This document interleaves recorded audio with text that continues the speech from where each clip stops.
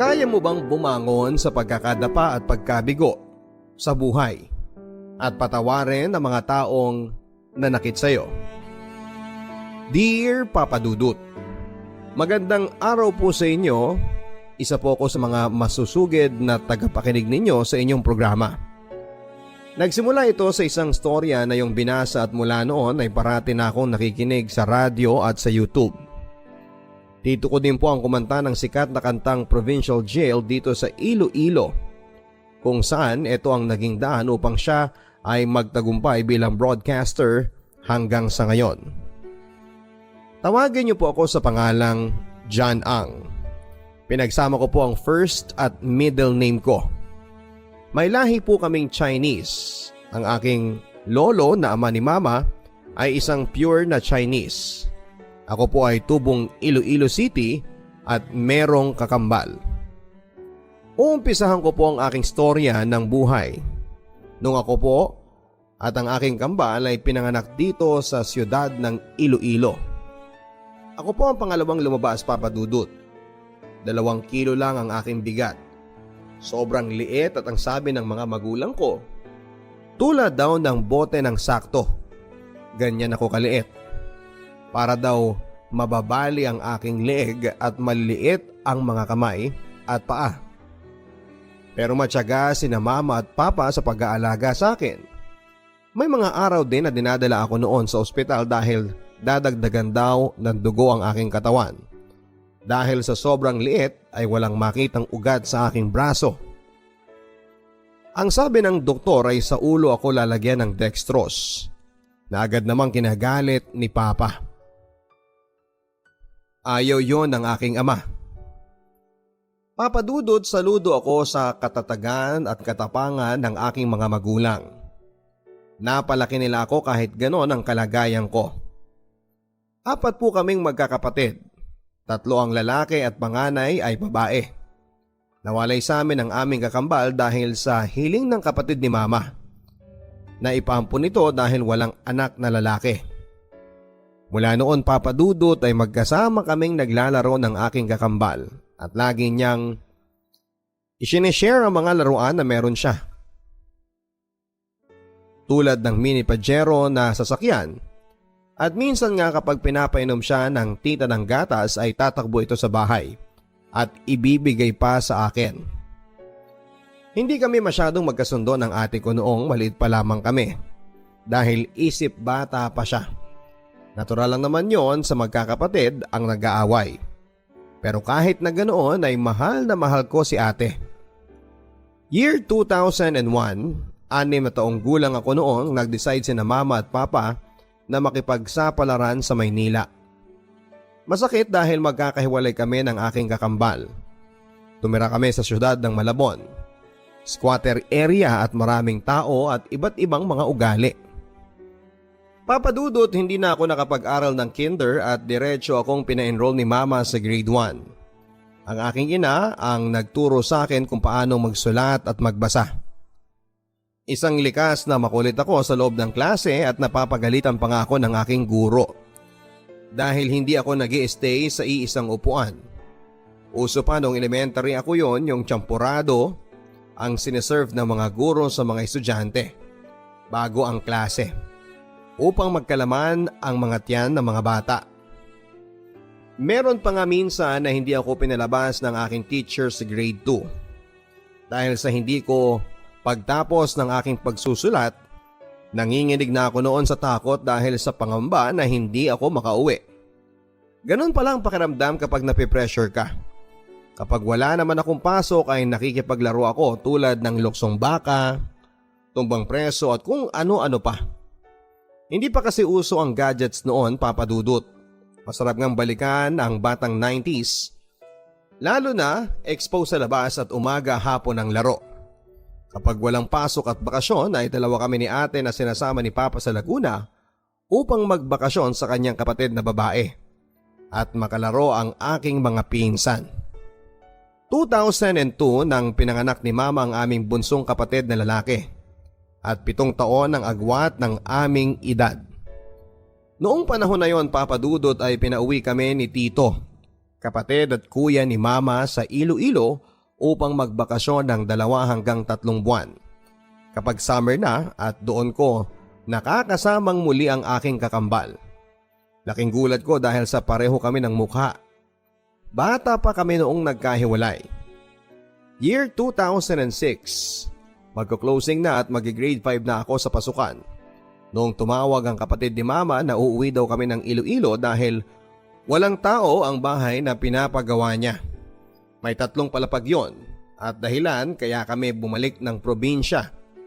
Kahit masakit Papa Dudut ay nag-resign si Papa sa kanyang trabaho sa isang telecom company. Si Papa ay magaling na elektrisyan, karpentero at kahit na anong trabaho ay kaya niya. Tulad sila ni Mama. Dito na kami sa Iloilo nagumpisa Papa Dudut. Nag-enroll kami ni ate sa isang public school na walking distance lamang ito. Si ate noon ay nasa grade 6 at ako naman ay grade 5 na. Nung una ay mahirap mag-adjust dahil pag-aaralan ng salitang haligay noon na dialect sa aming probinsya. Papa Dudut, mahirap lang ang buhay namin ngunit kahit magkaganon ay busog naman kami sa pagmamahal nila Mama at Papa. Minsan napapagalitan kami dahil sa katigasan ng ulo. Naalala ko pa, ang sabi nila dati na mag-aral kayo ng mabuti para hindi ninyo maranasan ang buhay na ganito. Papa Dudut, nagtiis kami ng 4 na taon sa poder ng bahay ng kapatid ni Mama. Umuwi na ito galing Taiwan dahil sa isa itong OFW doon. Nakita na ang tunay na ugali niya. Oo, tumutulong siya ngunit eto ay isinusumbat niya. Sa panahong ding yon Papa Dudut ay nagpunta si Papa sa Singapore. Nirequest kasi si Papa ng kanyang kapatid na pumunta ng Singapore. May time pa nga na nagpadala si Papa ng pera. At dahil humingi ng tulong ang kapatid ni Mama, ang may-ari ng bahay na aming tinitirhan noon, ay sa kanya na lamang ibinigay. Hanggang sa dumating sa point na siningil na siya ni Mama, pero imbes na magbayad ay siya pa ay nagalit kay Mama. Hindi naman nagtagal si Papa sa Singapore dahil tourist lamang siya at ayaw niyang malayo sa amin. Kami ay no permanent address Papa Dudut at ang aming pangarap noon na magkaroon ng sariling bahay. 2010 Papa Dudut nang kami ay tumira sa gilid ng daanan at kubo ito. Walang kuryente kahit ilegal ay nagjumper kami sa poste ng kuryente upang magkailaw ang kubo naming bahay. Pasalamat din kami dahil binigyan kami ng tito ng kapatid ni Mama ng poso para ito ay mapagkukunan ng tubig, ngunit bago ito dumating ay nag-iigib kami sa isang bahay sa gilid ng simbahan na may poso. Araw-araw yon Papa Dudut kasama ang aking mga kapatid. Madalas kumakain kami ng walang ulam. Si Papa noon ay nasa construction. Si Mama naman ay vendor, nakatira sa amin ang lola ko. At dahil nga sa hirap ng buhay Papa Dudut, may mga pagkakataon na nanghuhuli kami ng isda, saka ito niluluto at minsan ay minimix namin ng mantika at toyo upang sumarap ang ulam. Madalas lugaw lamang na may asin ang kinakain namin. Si Mama at Papa ay maagang gumigising para magluto ng mga kakanin at ilako tuwing hapon. Mahirap palang maging mahirap. Noong mag-high school ako ay nagbulakbul ako. Nagloko sa pag-aaral at inabuso ang tiwala ni Mama at ni Papa. May mga pagkakataon na hindi na ako pumapasok sa aking subjects para lamang mag-computer, maglaro ng basketball, chess game at tumambay sa bahay ng aking mga barkada. Natuto akong uminom at sigarilyo. Lahat ng ito ay inilihim ko sa aking mga magulang. 2 taon ako nagloko Papa Dudut. Isang beses ay bumalik ng first year high school at isang beses sa second year high school.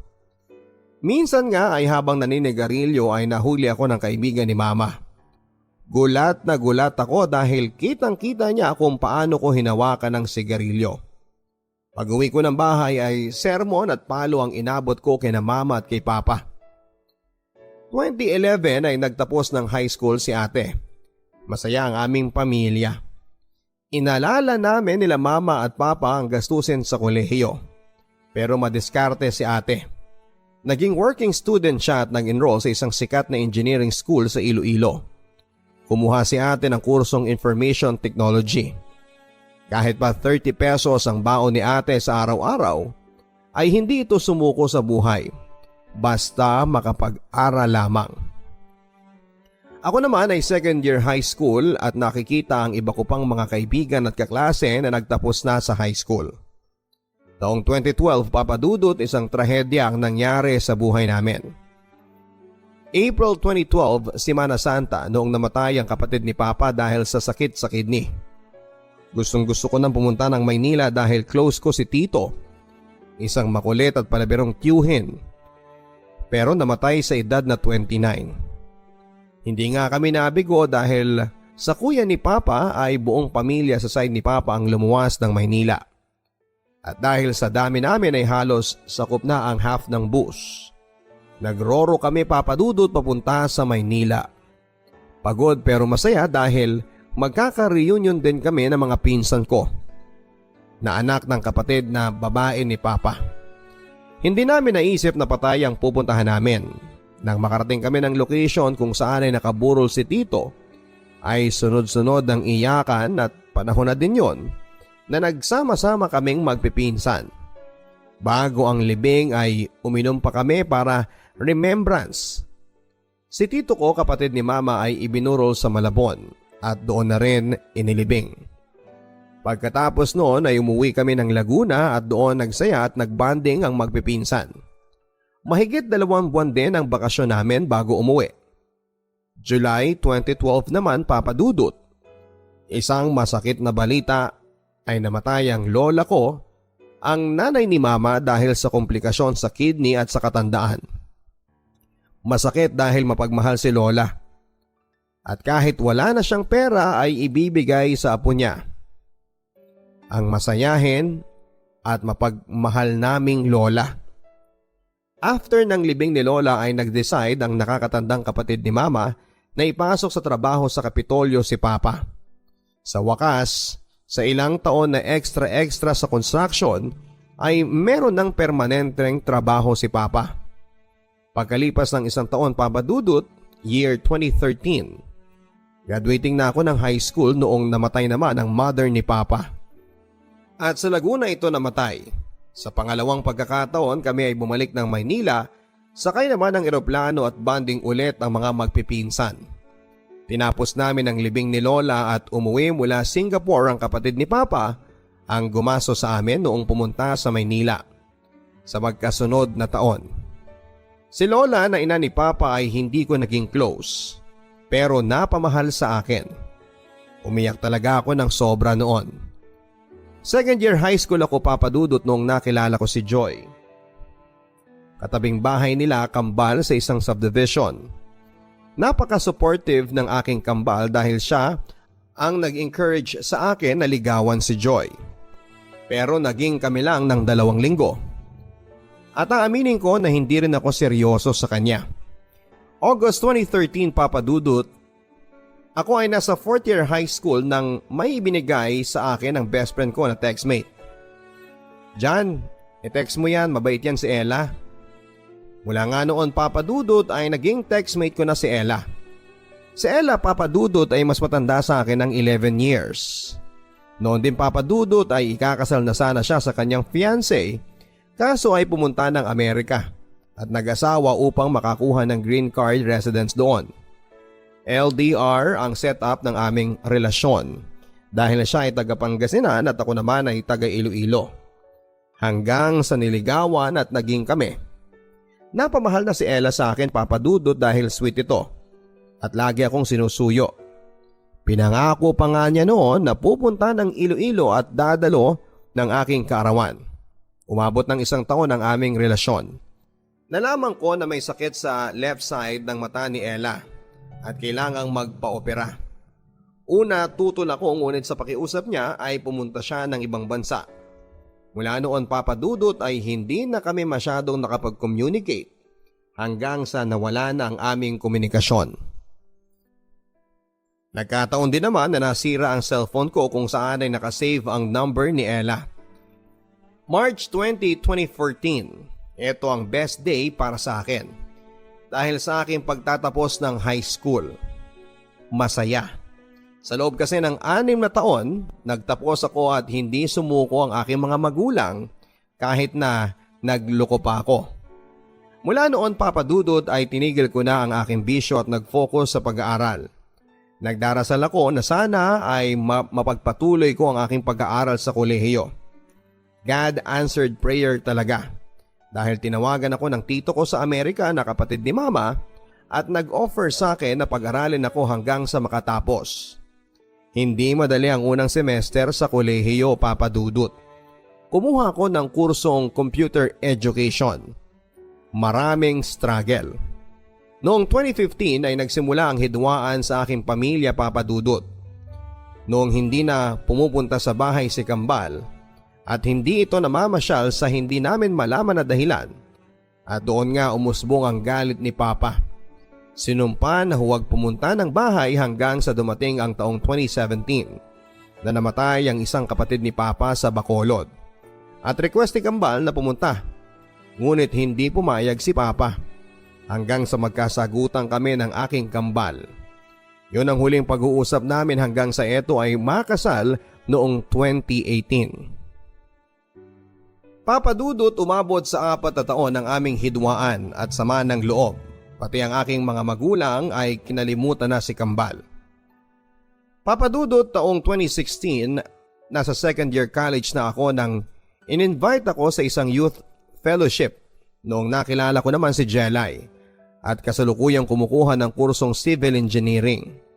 Siyempre bilang lalaki ay nagpakilala at hiningi ko ang cellphone number niya. Nung una ay kuya ang tawag niya sa akin. Huwag ka na magkuya sa akin. Diyan na lang, ang sabi ko. Noon, Papa Dudut, ay naging close kami ni Jelay hanggang sa August 2016 ay niligawan ko siya at sinagot naman ako.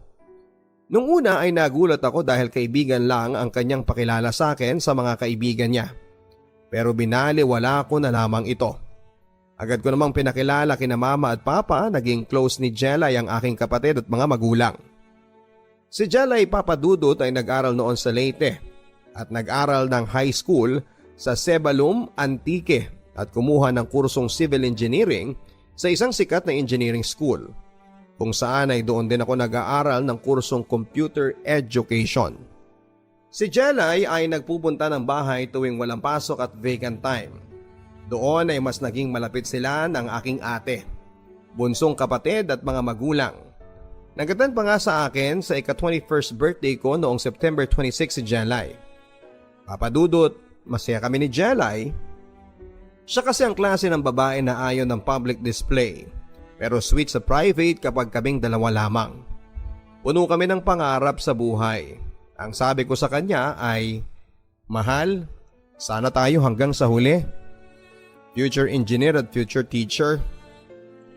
Puro lang masayang alaala, Papa Dudut. April 27 noong siya ay nag-decide na tumira sa bahay dahil nasasakal na ito sa lolo niya na isang retired police. Namalagi sa bahay si Jelay dahil siya ay nag-summer class at ako naman ay nag-OJT sa mga panahon na yon. Semana Santa noong taong ding yon ay dinala ko si Jelay sa Bacolod sa side ni Papa upang ipakilala ko at syempre naging close sila ng pinsan ko na engineering din kasi pareha sila. At doon ko din pinakilala si Jelay kay Tito na nagpapaaral sa akin nung umuwi si Tito mula sa Amerika para magbakasyon. Ang sabi ni Tito sa akin ay huwag mo nang pakawalan, pamangkin. Maganda na at morena. Natawa na lamang ako sa naging tugon ni Tito. Karaniwan nangyayari sa magkarelasyon ay hindi maiiwasan ang away-bate. Aminado ako, Papa Dudut, na suplado ako pero mahal ko si Jelay. Hanggang sa natapos ang kanyang 2-month summer class at nag-decide na siya na mag-boarding house kaya sinang-ayunan ko naman. Mula noon, Papa Dudut, ay may nagbago na. Hindi siya nagde-text or call or dumadalaw ng bahay. Hanggang sa lumipas ang 1 taon ng aming relasyon. At nag-last dinner pa kami noong August 31, 2017. Birthday ni Papa. Pinipilit naming ayusin ang away-bati naming relasyon. Pagkatapos noon ay hindi na siya nagparamdam. Hanggang November 2017. Ilang buwan na siyang walang paramdam sa akin hanggang sa nainip ako at tinanong ko kung ano ang plano niya sa relasyon namin. Kung ayaw mo na, Je, sabihin mo lang kasi mukhang tanga na ako naghihintay. Wala ka man lang text or call? Mula noon, Papa Dudut, ay naghiwalay at tinapos na namin ang aming relasyon sa loob ng 1 taon at 3 buwan. Mahirap, Papa Dudut, may time na hindi ako makakain. Mahirap palang makarecover sa taong minahal mo. Na-extend ako ng 1 taon at umabot sa 5 taon ang aking pag-aaral sa kolehiyo. Kahit na ako ay nag-summer class noong 2018 ay wala pa rin ako sa focus. 2018, Papa Dudut, noong mag-decide ang aking ate na mag-work abroad sa bansang Jordan sa Middle East. Doon nga ay nangarap si ate na iahon kami sa hirap. January 2019 noong nagsimula ako, Papa Dudut, sa practice teaching. Ito ay part ng curriculum na under sa kursong kinukuha ko. Noong una ay mahirap dahil wala talaga sa bukabularyo ko ang maging isang guro. Bilang student teacher ay binigyan ako ng aking teacher superior ng 3 sections. Noong una nahirapan ako pero nakakasanayan ko din. Isang grade 7, grade 8 at grade 10 na sections. Makukulit sila, Papa Dudut, at nakikita ko ang aking sarili noong high school. Kung paano sumasakit ang lalamunan ng aking mga guro sa kakasigaw. Pero masaya ako dahil mga fast learner sila at naging close ko ang ibang estudyante ko. Challenging pero masaya ang pagiging student teacher, Papa Dudut. Gagawa ka pa ng lesson plan, check attendance, exams, quiz, at ile-lecture mo pa sa kanila. Pero kahit na ganoon ay masaya ang daily routine ng aking pagiging student teacher. Lagi ko silang pinapangaralan na mag-aral ng mabuti. March 30, 2019. Masayang araw yon, Papa Dudut, dahil pagkatapos ng 5 taon na pagtitiis, pagsubok at struggle ay nagtapos ako ng kolehiyo. Masaya ang aking mga magulang. Pagkatapos ng graduation ay nag-review ako para sa board exam, Papa Dudut. Sa kasamaang palad ay hindi ako nakapasa. Ngunit nananatiling positibo sa buhay. February 2019, isang pangyayari ang bumago sa relasyon namin ng aking kakambal at sa mga magulang ko. Isang post kasi sa Facebook tungkol sa aking kakambal ang nabasa namin. Siya ay pinagbintangan na scammer ng load. Lahat kami ay nag-alala sa kanyang kalagayan at sitwasyon. Ang bait talaga ng Diyos dahil gumawa siya ng paraan upang ma-reconcile ang aming pamilya. Dahil doon ay bumalik ang pagmamahalan at pagpapatawad. Dahil doon ay tinulungan namin ang aming kakambal na harapin ang challenge sa buhay niya. Hanggang sa naipanalo ang kaso at walang katotohanan ang mga paratang sa kanya. July 2019 noong pinanganak ang unang baby boy na anak ng aking kakambal. Masaya sila, mama at papa, dahil meron na silang cute na apo. Siyempre kami din dahil unang pamangkin. Netong 2020, isang masamang balita naman ang aming natanggap. Dahil namatay ang ika-2 kapatid ni mama. Ito raw ay na-cardiac arrest. Super close yun ni mama. Papa Dudut, sa ngayon ay doon pa din si ate sa bansang Jordan sa Middle East. At nakaplano na ang aming new house construction sa tulong na rin ng aking kakambal. Sa kasalukuyan, ako po ay nagtatrabaho sa Kapitolyo at magkasama na kami nila kambal, Papa Dudut. At isa ko pang pinsan na mataas ang posisyon. Ang aming bunsong kapatid ay graduating na sa grade 12 senior high school. Si mama naman ay may negosyo na livestock tulad ng baboy, kambing at meron ding bigasan.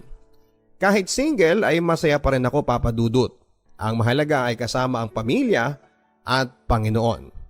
Kahit wala na kami ni Jelay ay hindi maiwasang mapaisip ako sa kanya dahil naging parte na siya ng aking nakaraan. Kahit humingi ako ng second chance ay wala ng pag-asa.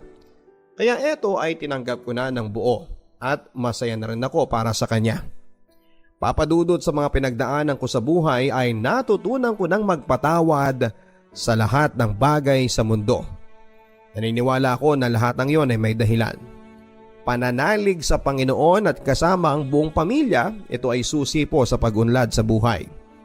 Pasensya na kayo ha sa mahabang kwento ng buhay ko at sana po ay mabasa po ninyo at mapakinggan ko din. Hanggang dito na lamang po, lubos na gumagalang, Jan Ang. Dear Papa Dudut, marami sa atin ang minsan ay hiningan na ng tulong. Marami din sa atin ang minsan ay nag-abot ng tulong. Pero meron pa rin mga tao na gusto mong tulungan dahil alam mong nangangailangan. Pero tikom ang bibig nila at hindi ka magawang lapitan. Ayaw magpasaklolo kahit alam mo naman na kailangan nila ito. Kung ano man ang dahilan nila para hindi ka lapitan, magagawa mo ba itong hayaan na lamang? Paano kung nasa pagkatao mo yung sumagip? Maging isang superhero sa buhay ng isang tao. Papayag ka ba na tanggihan na lang lagi ng taong yon na sa tingin mo ay nangangailangan ng tulong mo? Sa ating kwento ngayong araw ay may isang taong nangangailangan ng tulong. May isa namang gustong tumulong, pero pareho silang hindi magtagpo dahil may isang gustong iabot ang kanyang kamay. Samantalang ang isa ay nagagawa itong tanggihan. Ang ating letter sender na si AJ ay isang taong handang tumulong. Handang maging superhero sa isang taong alam niyang kailangan siya. Pero tikom ang bibig sa pagtawag sa kanya. Sino ang taong yon? At ano ang gagampanan niya sa buhay ni AJ? Ating alamin sa kwento ng pag-ibig, buhay at pag-asa sa nangungunang Barangay Love Stories. Dear Papa Dudut, nagising ako muli nang marinig ko ang kalabugan mula sa kabilang kwarto. Napatingin ako sa orasan. Pasado 3:00 na ng madaling araw. Napabuntong hininga ko. Pinilit kong ipikit ang aking mga mata sa pag-asang makabalik ako sa tulog. Pero habang tumatagal, ay mas lalong lumalala ang ingay sa kabilang kwarto. Muli akong napabuntong hininga. Eto na naman tayo, gulo na naman, away na naman, sakitan na naman. Talaga bang ganito lagi? Binaon ko ang aking ulo sa unan at kumuha ng isa pang unan para itakip naman sa ibabaw ng aking mukha. Baka makatulong para mabawasan ang naririnig ko. Pero wala pa rin. Inalis ko ang unan, nagtalukbong ako, maingay pa rin. Malalim ang paghugot ko ng hininga sa huling pagkakataon dahil alam kong hindi naman ako makakatulog nito. Bumangon ako. Naupo sa kama at binilang kung ilang beses akong makakarinig ng sigaw. Ng mura, ng gigil. Marami. Tinigil ko na ang pagbibilang. Alam ko namang wala namang katapusan yon. Nakakapagod lang magbilang. Umalis na ako sa kama at tinungo ang mesa ko. Kumuha ako ng baso at saka nagtimpla ng kape. Kahit nakafocus ako noon sa kape ay hindi pa rin mawala sa tenga ko ang ingay sa kabilang kwarto. Paulit-ulit ang pagmamakaawa. Ramdam ko ang sakit, ang suntok at hila ng buhok. Napapailing na lamang ako. Bumalik ako sa kama, hawak ang aking baso. Habang humihigop ako ng kape, ay pinapakinggan ko ang nangyayari sa kabila. Dinikit ko ang aking tenga sa dingding at pumikit. Ini-imagine kung ano ang nangyari doon. Ang naisip ko ay yung babaeng hinihila na naman ang buhok at inuuntog sa dingding. Paulit-ulit. Sinasampal din ito habang nagmamakaawa na itigil na ang pananakit sa kanya. Malamang ay tinadyakan na rin ito at napahiga ito. Gumagapang na ang babae pero mabilis ang lalaki at hinila siya patayo para sikmuraan muli, sampalin at saka duraan sa mukha niya. Oo, pati ang pagdura sa mukha niya ay narinig ko. Rinig na rinig ko. Doon na natapos ang pananakit at tanging iyak na lamang ang aking naririnig mula sa kabilang kwarto. Mas masakit yung pakinggan para sa akin. Ibinaba ko ang kape at saka mariing nakinig pa sa pag-iyak ng babae. Si Aling Miling ang aking landlady. Paulit-ulit ang eksena niyang ito. Pero wala siyang ibang ginawa para mabago ang turing sa kanya ni Mang Ruben, ang kanyang asawa. Napabuntong hininga ko. Wala akong magawa at alam kong wala akong pwedeng magawa. Hindi dahil ayoko siyang tulungan, kundi dahil ayaw niyang magpatulong sa akin. Mula nung unang beses ko siyang nakita at narinig na sinasaktan ng kanyang asawa, ay sinubukan ko naman siyang tulungan. Pero tumatanggi ito at nagpapanggap na ayos lang siya, kahit na hindi yon ang sinasabi ng mga humihiyaw niyang mga pasa, mga sugat at galos. Nakakaawa yang pagmasdan pero ayaw pa rin niyang magpatulong. Kinato ko ang dingding at mukhang narinig niya ako. Ganito lagi ang ginagawa ko. Kinakatok siya para doon na lamang iparamdam na nandito lamang ako at naririnig siya. Na nakikisimpatya ako. Maya-maya pa ay narinig ko ang kaluskos papalapit sa dingding na humaharang sa aming dalawa. Wala na ang iyak. Kumatok din ito. Yung katok na nagsasabing ayos lamang siya. Kumatok akong muli para iparamdam na sana ay maging ayos na siya.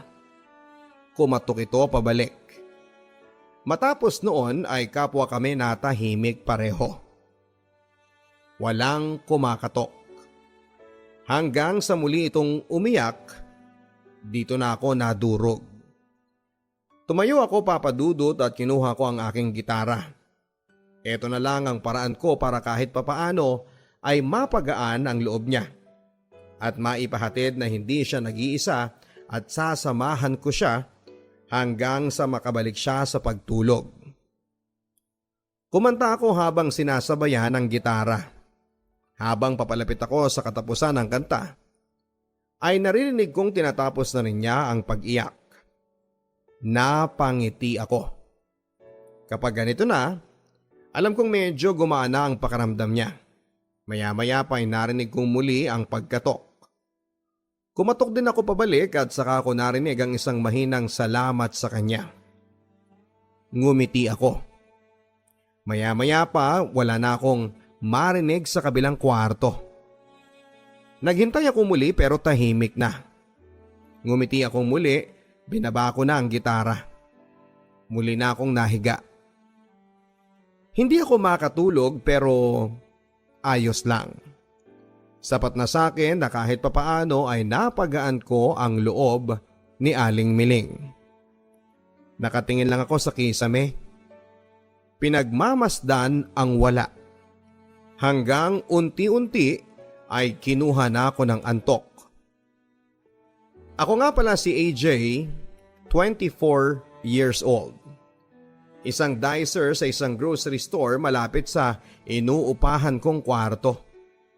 Naaalala ko pa noon, kaalis ko lang bilang isang bed spacer malapit kina Aling Miling nang mapadaan ako sa kanyang bahay. Dahil nakita kong naghahanap ito ng boarder para sa bakanting kwarto sa bahay niya. Sa una, alanganin ako noon dahil pakaramdam ko ay mahal ang upa. Dahil sarili na ang kwarto at may sarili pa yung CR. Baka hindi kayanin ang sahod ko. Pero nagbaka sakali ako. Nakakasawa na rin kasing maging bed spacer dahil wala kang privacy at minsan o madalas napapakialaman ng gamit mo. Minsan nananakawan ka na rin. Kaya naman naisip ko, oras sa siguro para mag-solo. Mabuti na lamang at nadaan ako sa pinaparentang kwarto ni Aling Miling na naging tahanan ko na sa loob ng 2 taon. Diyan ko nakilala si Aling Miling.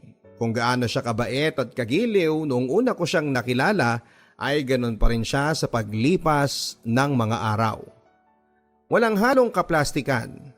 Nakita ko rin kung paano ito maging maayos sa kanyang mga border na tulad ko ay itinuturing na rin niyang pamilya.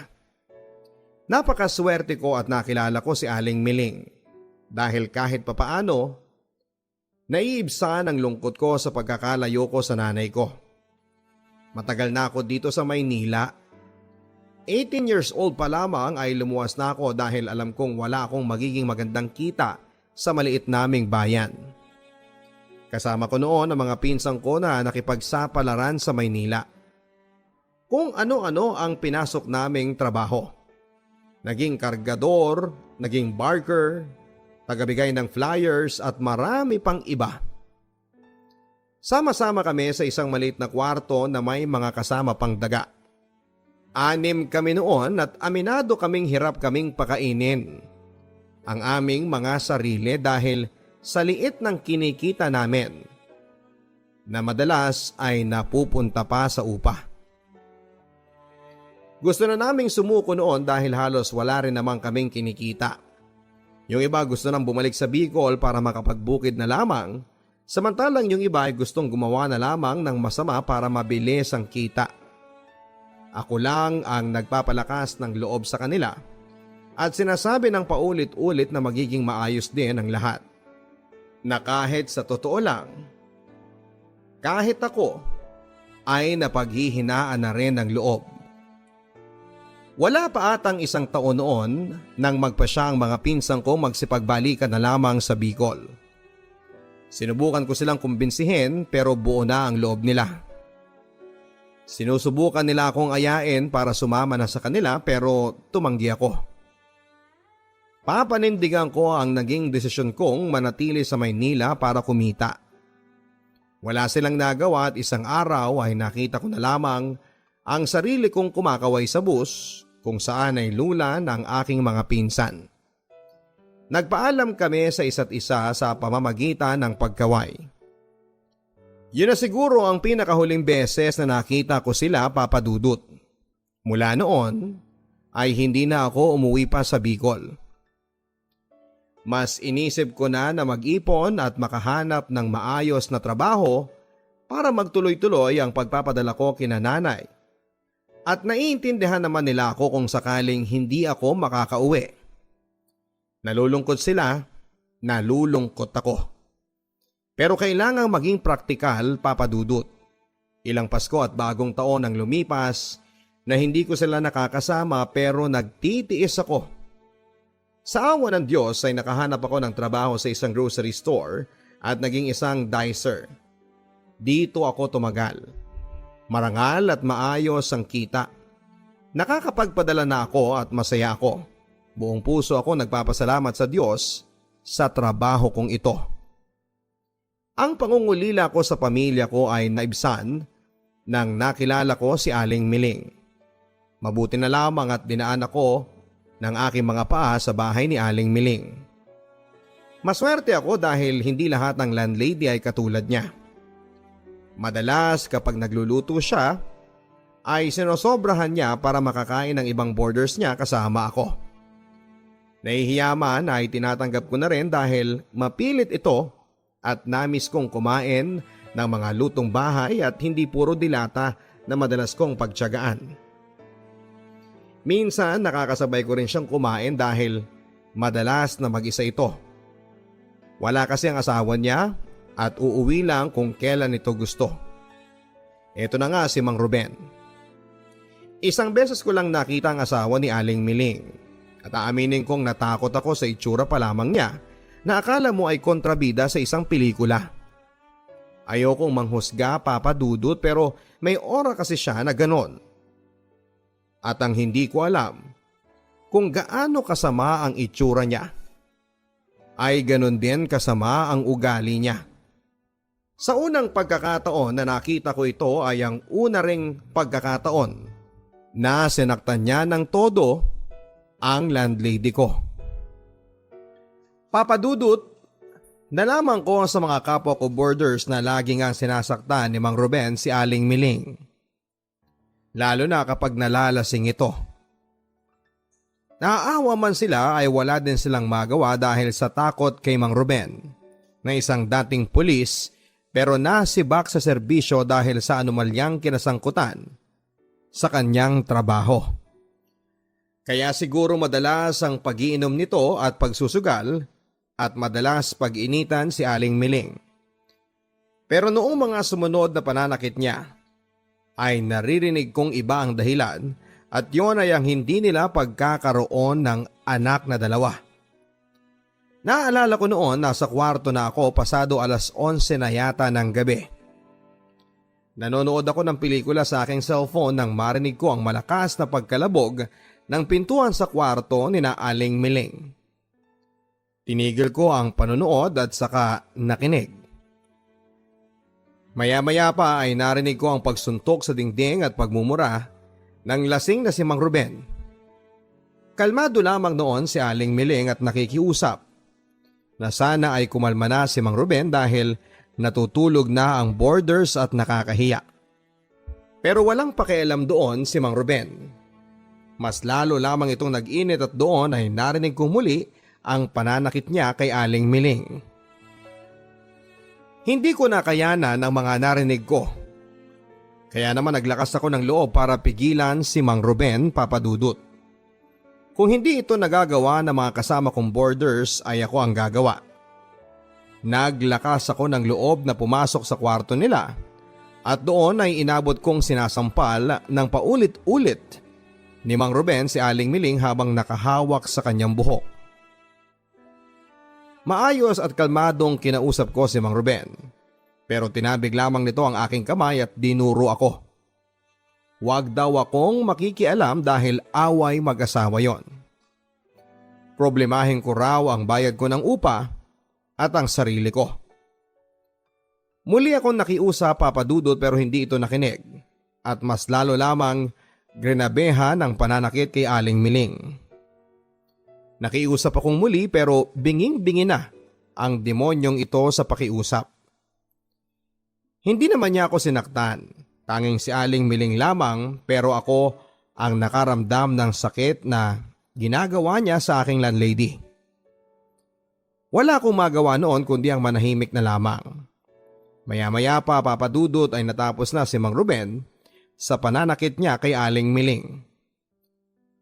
At dumura ito sa mukha nito bago umalis. Bago buksan ni Mang Ruben ang pintuan ay nagbabala pa ito sa akin na huwag akong makikialam kung ayaw kong masaktan. Tinulungan kong makatayo si Aling Miling, hiyang-hiya sa nakita kong pananakit sa kanya ng kanyang asawa. Kinuha ko ang maliit na timba ng CR at nakakita ako ng tuwalyang nakasabit doon. Kinuha ko yon para ipuna sa mukha ni Aling Miling na puno ng dugo at pawis.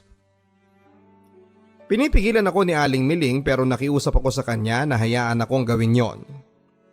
Yun man lang sana ang maitulong ko sa kanya dahil hindi ko siya magawang matulungan sa ginawa sa kanya ng asawa niya. Hinayaan naman niya ako, Papa Dudut. Itinali ko rin ang buhok niya para makahinga ang kanyang mukha. Awang-awa ako noon. Bigla akong naalala ang nanay ko na madalas ding binubugbog ng aking ama noong nabubuhay pa ito. Wala din akong magawa noon sa takot sa aking ama dahil kahit kaming mga anak niya ay sinasaktan din niya kapag nakagamit ito ng droga. Lumaki akong takot noon. Tikom ang bibig at walang magawa para kay nanay. Tanging pagdarasal lamang ang ginagawa ko noon. Pero mukhang kulang yon dahil alam kong kailangan ng aksyon. Hanggang isang araw ay natigil ang pananakit nito sa aking ina nang tambangan siya ng kanyang mga kaaway na ninakawan niya ng gramo-gramong shabu noon. Aaminin ko na mula noong namatay ang tatay ko ay nakahinga ko ng maluwag. Wala nang demonyo. Wala na ang mananakit sa nanay ko. Pangako ko sa sarili ko noon. Hinding-hindi na muling masasaktan pa ang aking ina at mga kapatid. Sisiguraduhin kong maipagtatanggol ko sila. Lahat ng mga mahal ko sa buhay ay ipagtatanggol ko. Hanggat kaya ko, Kaya naman noong makita kong sinasaktan si Aling Miling ng kanyang asawa, ay sumaklolo na ako. Kahit hindi ako nakatulong, kahit tila napasama palalo si Aling Miling dahil sa ginawa ko. Wala akong nagawa noon kundi ang bumalik sa kwarto, Papa Dudut. Wala akong nagawa. Pakiramdam ko ay wala akong kwentang tao. Hindi ko natulungan si Aling Miling. Kahit ang magkumbinsi siyang magsumbong sa mga pulis. Naiintindihan ko naman ang takot niya. Ganon din si nanay noon. Takot na takot. Kahit sa mga kamag-anak namin ay hindi magawang magsumbong sa takot na baka pati kaming mga anak ay mapatay ng tatay ko. Naiintindihan ko si Aling Miling, Papa Dudut, pero gusto ko sanang ipaunawa sa kanya na hindi na niya kailangang maramdaman yon dahil andun ako para samahan at protektahan siya. Hindi ako nakatulog noon dahil nga narinig ko ang pigil na hikbi ni Aling Miling sa kabilang kwarto. Hinarap ko ang dingding. Kumatok ako at tumahimik siya. Maya-maya pa ay kumatok din siya pabalik. Magaan ang mga katok na tila nagsasabing ayos lamang siya. Muli akong kumatok ding muli siya pabalik. Sa mga katok na yon, Papa Dudut, ay para kaming nagkakaintindihan na. Kahit pa paano ay lumuwag ang paninikip ng dibdib ko. Natigil na rin sa pag-iyak si Aling Miling, pero alam kong gising pa ito dahil pabaling-baling pa siya sa kama. Tumayo ako at dinampot ang gitara at saka tumugtog at umawit ng sapat na tunog para lang marinig niya. Kumatok ito, Papa Dudut, at tila nagpapasalamat. Napangiti ako. Mula noon ay naging paraan ko na yon para pagaanin ang loob ni Aling Miling kapag sinasaktan ito ng kanyang asawa. Ito na lamang ang tanging maitutulong ko sa kanya sa ngayon. Oo, sa ngayon. Dahil hindi ako titigil hanggat hindi inaabot ni Aling Miling ang aking mga kamay para tulungan siya. Sa mga sumunod na araw ay hindi umuwi si Mang Ruben. Normal na yon, sabi ng ibang boarders namin. Saka lang naman daw uuwi yon kapag wala ng pera. Kukunin ang mga upang naipon ni Aling Miling at saka magpapalit lang ng damit. Sasaktan muna siya at saka aalis. Yon ang naging routine nilang mag-asawa. Normal na ang mga pasa at sugat ni Aling Miling na pilit niyang tinatago ng makapal nitong make-up. Pero hindi niya yon maikukubli sa amin dahil alam namin ang katotohanan. Lalong-lalo na ako. Pero alam nyo, kahit ganito na ang nangyayari kay Aling Miling, hindi ko maiwasan, Papa Dudut, na hangaan ang tatag ng kanyang loob. Hindi ko alam kung saan siya kumukuha ng inginingiti sa amin. Paano siya nakakangiti na umaabot pa rin sa magaganda nitong mga mata kung ganito karahas ang mga nangyayari sa kanya? Hindi ko alam, Papa Dudut. Nagagawa pa rin itong ayusin ang mga sira sa bahay. Asikasuhin kami na parang kanyang mga anak. At higit sa lahat ay nagagawa pa rin niyang ibangon ng sarili niya sa bawat suntok sa kanya paibaba ng demonyo niyang asawa. Paano niya yon nagagawa? Kahit ako ang pinakabagong boarder ni Aling Miling, ako na ang naging pinakamalapit sa kanya, Papa Dudut. Sinadya ko po talagang maging malapit sa kanya sa araw-araw para hindi niya maramdaman na nag-iisa siya. Kahit eto man lang din sana ang maitulong ko sa kanya, kung ayaw niya na magpasaklolo. Alam ko na nararamdaman niya yon. At masaya ako na hinahayaan niya akong maging malapit sa kanya. Tuwing lunch break ay umuwi ako para may makasabay siyang kumain sa tanghali. Kahit nga mabilisan lang at napapatakbo pa ako para hindi ma-late sa trabaho. Tuwing umaga din pala bago ko pumasok ay sinasabayan ko siyang magkape at magtinapay. Kahit mga 15 minutos lang, masaya na ako na nakukumusta siya. At tuwing day off ko naman ay hindi ako lumalabas ng bahay tulad ng dati. Dati kasi kapag day off ko, para mag-relax ay nagpupunta ako sa park, sa mall o kaya ay sa inuman sa bahay ng mga katrabaho ko. Pero ngayon mula nang nakita ko ang kalagayan niya ay mas pinili ko papadudot na sa bahay na lamang para masamahan siya. Tinutulungan ko siya sa mga gawaing bahay kahit pa ang paglalaba ng damit ng asawa niya. Ang pag-aalaga din sa mga halaman niya na sinasabi niya sa akin na anak na ang turing niya. Ang mga halaman na raw yon ang nagpapasaya sa kanya.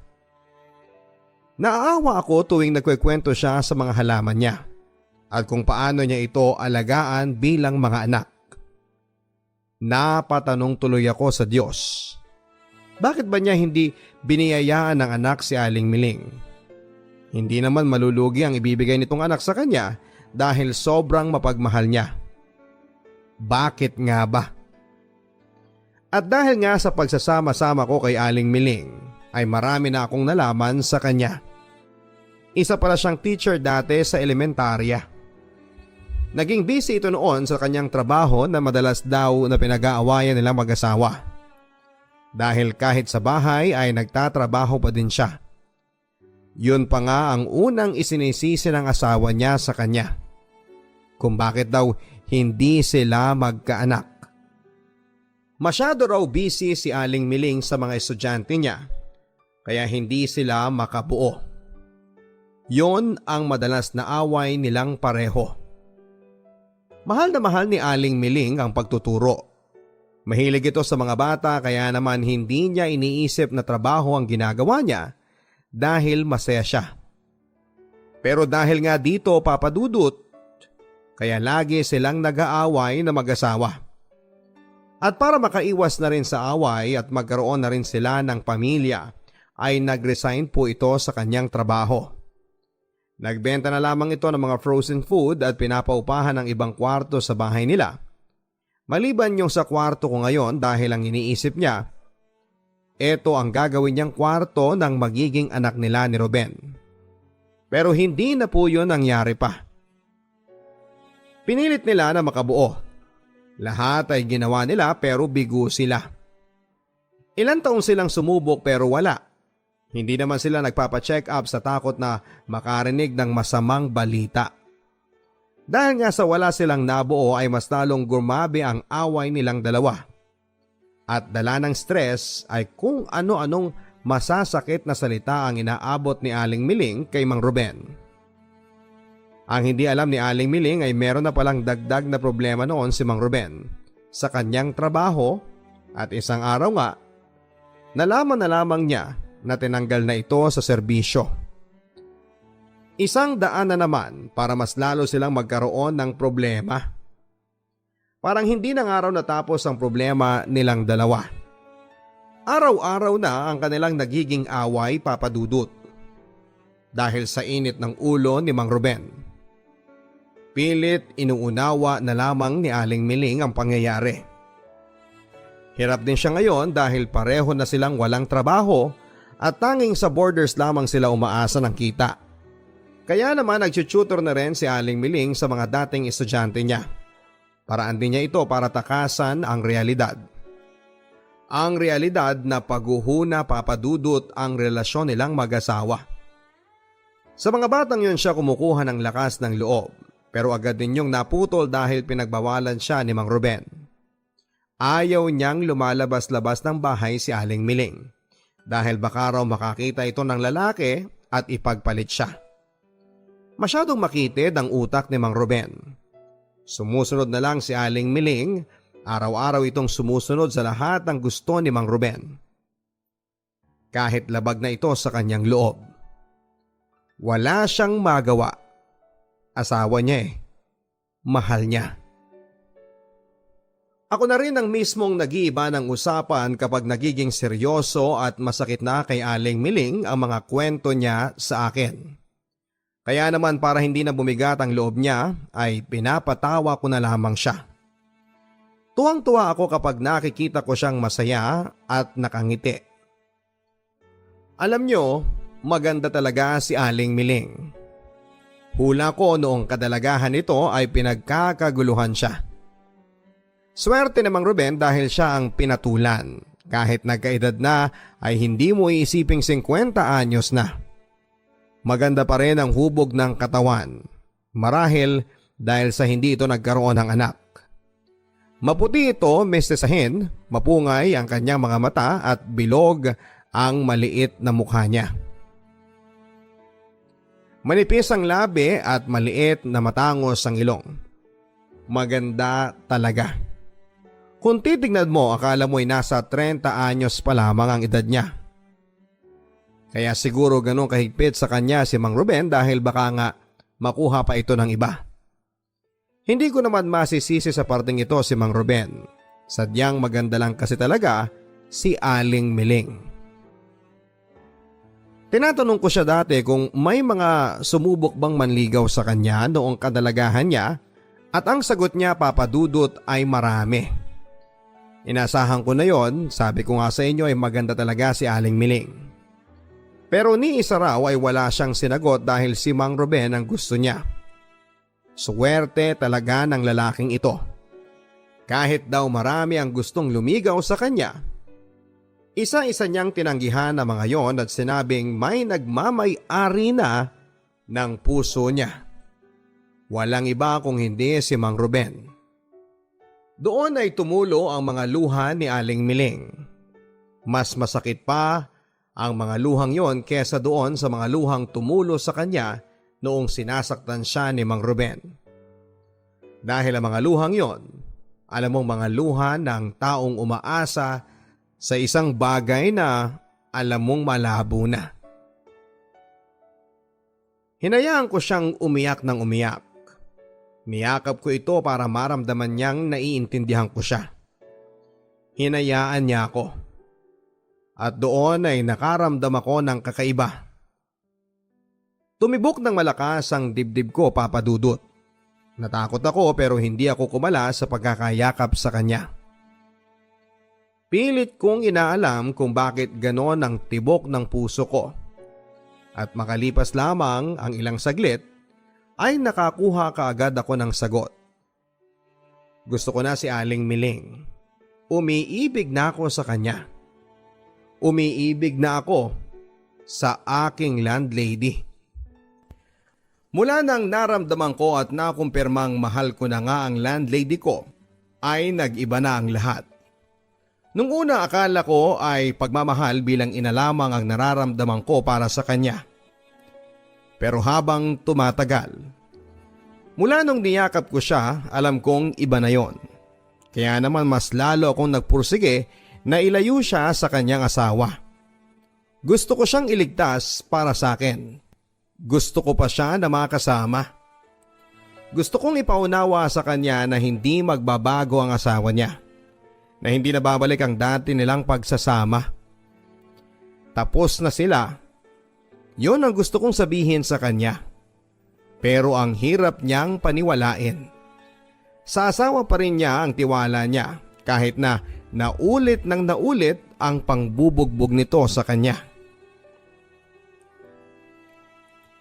Yon ang naabot ng kong naging sagutan nila, Papa Dudut. Katakot-takot na pananakit na naman ang inabot ni Aling Miling sa kanya. Nasa kwarto ako noon at nakikinig lamang. Dahil sa totoo lang ay durog na ako at gusto ko nang pumasok sa kwarto nila at saktan pabalik si Ruben sa ginawa niya kay Miling. Gusto kong hilahin si Miling palabas ng bahay na yon at wag nang bumalik pa. Pero wala akong magawa. Andun lang ako at nakikinig. Galit na galit ako sa sarili ko kung bakit hindi ako lumalapit. Maya-maya pa ay tumigil na ang sakitan. Pero ang iyak ni Miling ay ganun pa rin. Pinakikiramdaman kong muli ang kwarto nila. Alam kong nakalis na si Ruben Naghintay ako ng 10 minuto at naninigurado lamang na nakaalis na nga ito bago ko puntahan si Miling. Nang makumpirma kong wala na siya ay saka ko sinugod ang kwarto nila at doon ay nakita kong nakahiga si Miling. Niyakap ko ito at dahil sa ginawa ko ay mas lalo itong umiyak ng umiyak.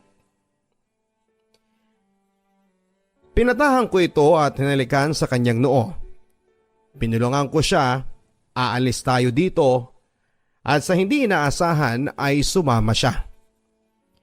Nagsimula kaming magsamang dalawa ni Miling, Papa Dudut. Umupa ako ng isang maliit na kwarto malayong malayo sa dating bahay nila ng asawa niya.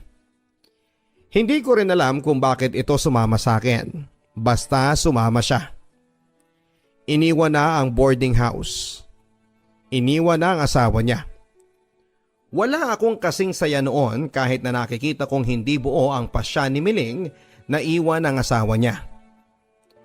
Alam kong nabigla lamang ito sa pagsama sa akin dahil nung time na yon ay sabog na siya sa sakit at naiintindihan ko siya doon.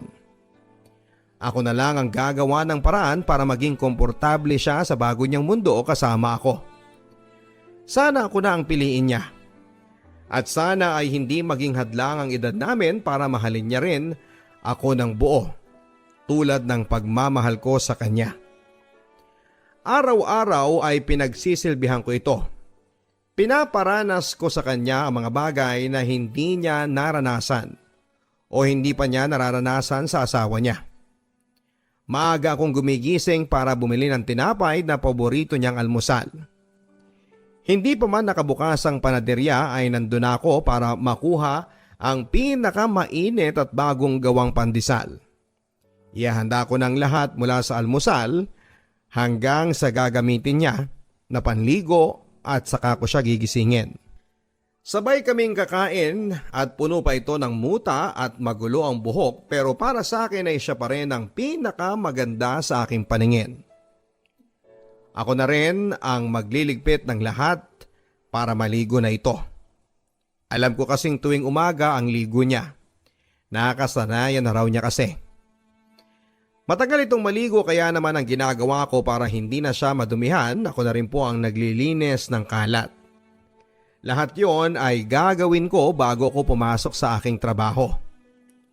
Ngayon ay malayo na ako sa trabaho dahil sa ginawa naming paglipat ni Miling. 2 sakay pa ako lagi. Mahirap pero susubukan kong mag-adjust para kay Miling.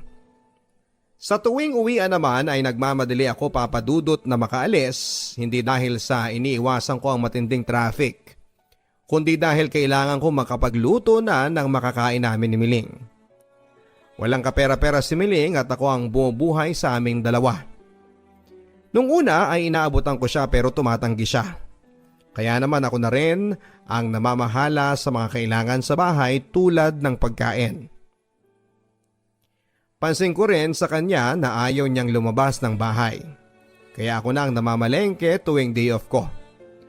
Maging ang pagluluto ay parang inatrasan na rin niya. Kaya naman ako na talaga ang gumagawa noon para sa amin.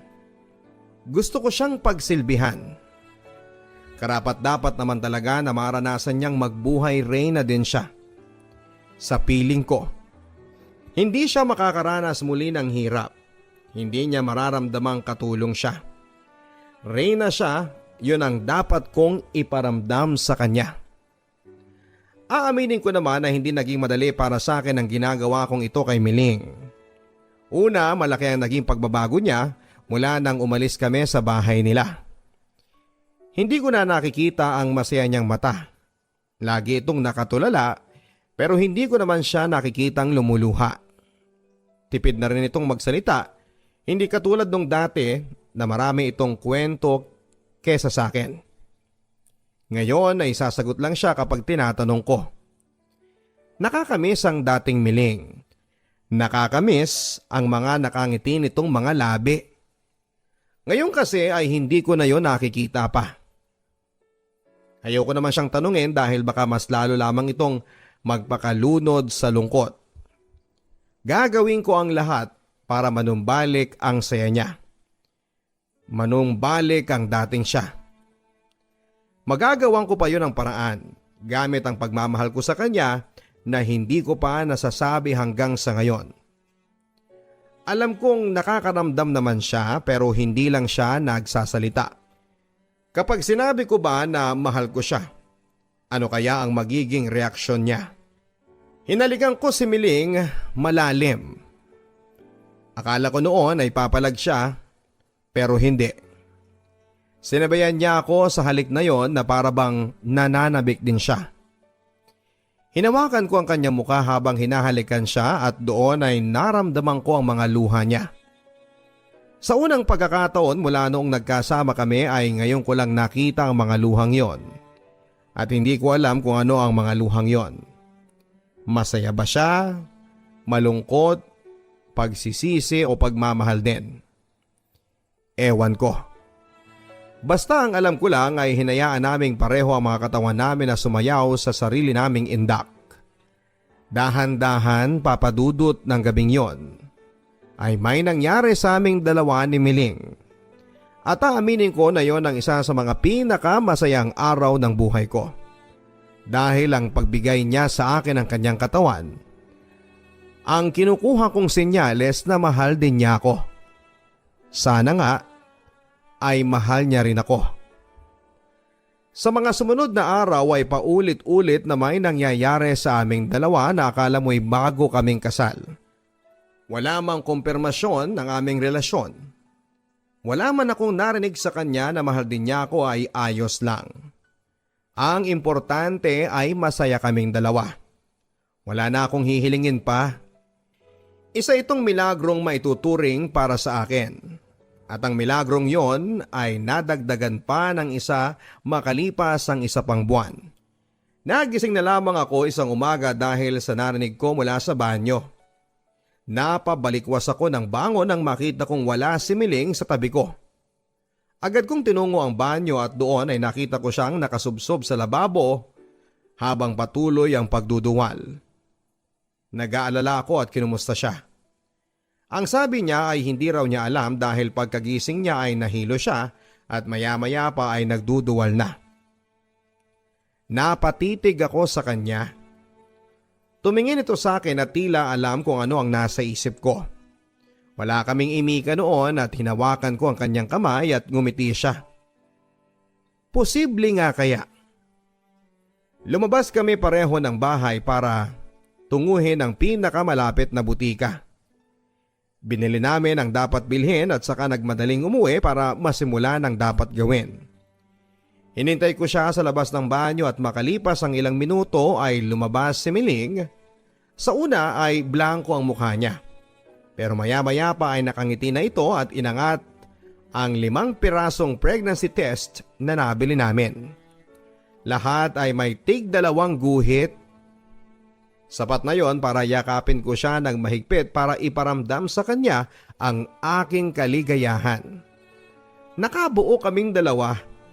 Hindi nga talaga si Miling ang may diferensya tulad ng sinasabi ng asawa niya. Walang kasing saya ang mga sumunod na araw ng aming relasyon. Mas ginanahan pa nga akong magtrabaho papadudot mula nang malaman ko na malapit na kaming magkaanak. Nakikita ko rin kay Miling na sobrang saya niya at nararamdaman kong kumpleto na siya. Eto na nga talaga ang simula namin. Totoong makapagsisimula na kami. Wala akong ibang ginawa kundi ang ibigay ang lahat sa aking mag-ina. Marami na akong plano para sa aming tatlo. Marami at lahat ng yon ay sinasabi ko kay Miling. At alam kong nakikinig siya kaya naman kampante ako na makikisabay siya sa mga plano ko sa aming pamilya. Pero hindi pala.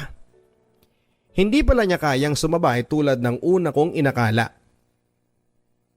May hangganan din pala ang lahat. Galing ako ng trabaho noon, papadudot. May dala-dala akong pasalubong na puto kalasyaw at siopaw para kay Miling.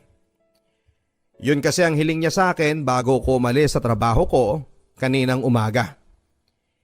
Hinanap ko pa talaga kung saan nagbebenta ng puto kalasyaw kaya medyo nahuli ako ng uwi. Nasa bus pa lamang ako noon, panay ang tawag ko sa kanya pero hindi ito sumasagot. Napailing na lamang ako. Pakiramdam ko ay nakatulog na naman ito. Madalas na kasi papadudot ang pagiging antukin niya, normal naman daw yon sa isang buntis. Kapag naaalala ko ang itsura niya habang payapang natutulog ay napapangiti ako. Napakaganda nito. Pagkababa ko ng bus ay matulin akong naglakad para tunguhin na ang aming inuupahan. Katok ako ng katok noon pero walang nagbubukas. Nakatulog nga ito. Sinubukan kong tawagan siya pero nagre-ring lang ang phone niya. Napilitan tuloy akong ilabas ang susi mula sa aking backpack. Nang mabuksan ko ay agad kong hinanap si Meling pero wala ito sa kwarto. Saan kaya ito nagpunta? Lumabas? Tinawagan ko siya at hinayaan na magring ito na magring. Wala pa ring sagot. Hindi naman ako nakakaramdam ng kaba noon dahil ang iniisip ko ay baka nagpahangin lang. Lagi naman niyang ginagawa yon. Patuloy lang ako sa pagpaparing ng phone niya at makalipas ng 30 minutos ay sinagot niya ang tawag at bago pa man ako makapagsalita ay narinig ko na siyang nagsabi ng patawarin mo ko AJ. Yun lang at saka pinutol na ang tawag. Isang taon mahigit na ang pangyayaring ito sa buhay ko. Isang taong mahigit na ring wala si Meling sa buhay ko. Kasama ang anak namin na hindi ko man lang nakita ni minsan bago niya ito ilayo sa akin. Naalala ko pa ang gabing yon nang humingi ito ng tawad sa akin.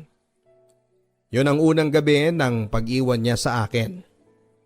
Sinubukan ko siyang kausapin muli pero hindi niya sinasagot. Hindi ako makagalaw noon at nakahiga lang ako noon sa kama. At hindi alam kung hahanapin ko ba siya o iiyak muna. Hanggang sa may natanggap akong mahabang text sa kanya na nagsasabing bumalik na ito sa kanyang asawa. Bumalik siya kay Ruben. Nagpapasalamat ito sa akin sa ginawa kong pag-aalaga sa kanya at pagmamahal. Pero hindi raw niya maramdamang totoong masaya siya sa piling ko kahit na halos ibigay ko na sa kanya ang buong mundo ko. Sa bawat araw na magkasama kami ni minsan ay hindi nawala ang pagmamahal at pangungulila niya sa kanyang asawa. Matagal na raw niyang gustong bumalik pero nagpipigil siya sa awa niya para sa akin. At mas lalo siyang nahihirapang umalis nang nabuntis ko siya.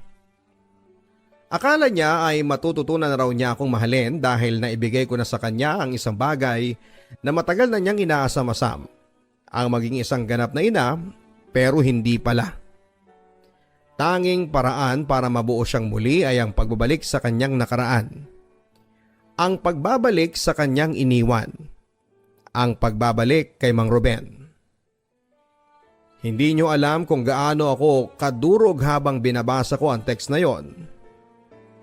Kung alam ko lang na nung umagang yon ang huling beses na makikita ko siya at ang umbok ng tiyan niya ay sana ay niyakap ko siya ng mas mahigpit. Mas dinamihan ko ang halik at pagsabi ng mga salitang mahal kita. Baka sakali lang na magbago ang isip niya at mapagdesisyonan niya na manatili na lamang sa akin sa aking piling. Na sana maisip niya na ako ang totoong nagmamahal sa kanya. Ako yung handang gawin ang lahat maliban sasaktan siya pero hindi niya yon nakita. At hindi niya yon makikita pa dahil mas pinili niyang tignan at balikan ang nakaraan niya. Sa pagkakataong yon ay talo ako. Talo ako ng nakaraan niya. Unti-unti ay sinubukan kong tanggapin ang lahat. Unti-unti kong binura ang mukha niya sa aking isipan. Pati ang mga pangarap naming dalawa. Ang nabuong imahe ng magiging anak ko ay kasama ko na ring binura sa aking alaala. Hindi ko na sila pwedeng isipin pa dahil iba na ang mundo nila. Ang mundo na hindi nila ako kasama at iba na ang padre di pamilya na sasamahan nila. Masakit pero eto na ang dulo ng kwento namin ni Meling. Ang aking landlady na minsan ay natutunan ko ng mahalin habang sagip-sagip siya. Ito na ang dulo ng kwento ko. Ang dulo ng kwento kung paano ko minahal ang landlady ko. Nagmamahal, AJ. Hindi ka pinili kahit ikaw yung nandyan. Kahit ikaw yung totoong nagmamahal, hindi ka pa rin pinili. Ito po ang realidad sa ating mundo.